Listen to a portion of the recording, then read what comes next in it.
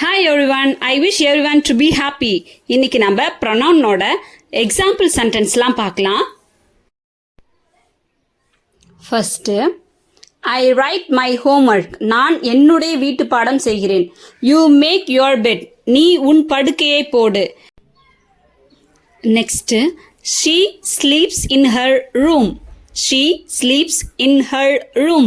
அவள் அவளுடைய அறையில் தூங்குகிறாள். He goes with his brother. He goes with his brother. அவன் அவங்க அண்ணன் கூட போறான். They finished their work.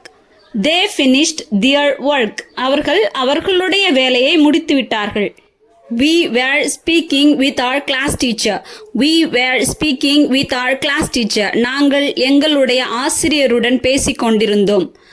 We were speaking with our class teacher. It eats in its plate always. It eats in its plate always. அது எப்போதும் அதனுடைய தட்டில் தான் சாப்பிடும். I gave you already. நான் உனக்கு முன்பே கொடுத்து விட்டேன். You slapped me. நீ என்னை அடித்து விட்டாய். She bit her. அவள் அவளை கடித்து விட்டாள். He kicked him. அவன் அவனை உதைத்து விட்டான். We helped them. நாங்கள் அவர்களுக்கு உதவினோம். They stared at us. அவர்கள் எங்களை முறைத்தார்கள். Let it be with you. அது உன்னிடமே இருக்கட்டும். Let it be with you. I combed myself. எனக்கு நானே தலைவாரிக்கிட்டேன். I combed myself. You go by yourself. நீயே போ. We cleaned our room. நாங்களே எங்க ரூமை சுத்தம் பண்ணிக்கிட்டோம். We cleaned our room. She fell herself. அவளே விழுந்து விட்டாள். Snake bit itself. Snake bit itself. பாம்பு அதுவே கடிச்சிக்கிச்சு. He punished himself.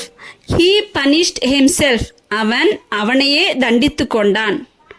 She committed suicide herself. அவளே தற்கொலை செஞ்சுக்கிட்டா அப்படின்றத இப்படி தான் சொல்லணும். herself அதை வச்சு தான் சொல்லணும். எல்லாருக்கும் புரிஞ்சிருக்கும்னு நினைக்கிறேன். தேங்க்யூ ஃபார் வாட்சிங். பிடிச்சிருந்தா லைக் பண்ணுங்கள், சப்ஸ்கிரைப் பண்ணுங்கள். Happy learning everyone. என்னை நானே திட்டிக்கிட்டேன் அப்படின்றதுக்கு என்ன வரும் அப்படின்னு கமெண்ட் பண்ணுங்கள்.